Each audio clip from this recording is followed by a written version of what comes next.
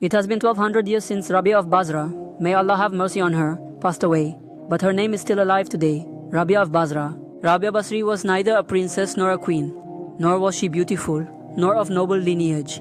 In fact, as a woman, she had every flaw.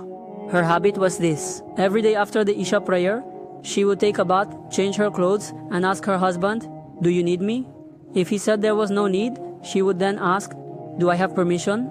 If he said permission was granted, she would stand on the prayer mat and remain standing on the prayer mat until the Fajr prayer. Her husband passed away early, and she became a widow in her youth.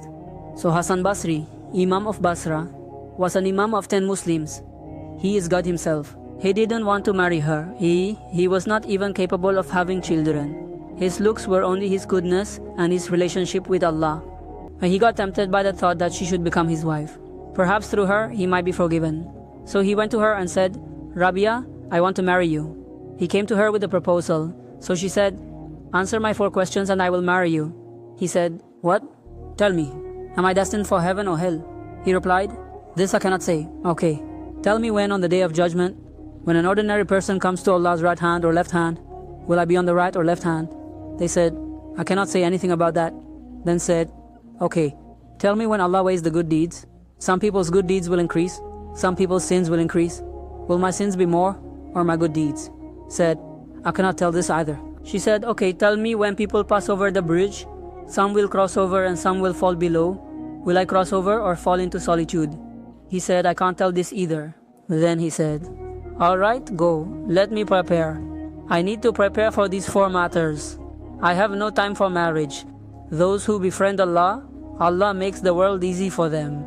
Allah places the world at their feet. And when they passed away at night and told their servants, 'Just gather 2 or 4 people and bury me quickly. Do not tell anyone. Inform people in the morning and give me a shroud, that same sheet in which I used to pray tahajjud.' My Allah has treated me very well."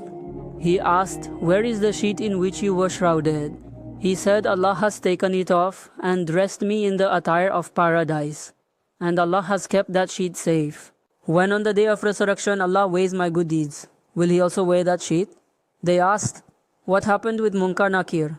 They said, "They came. They asked me, 'Who is your Lord?'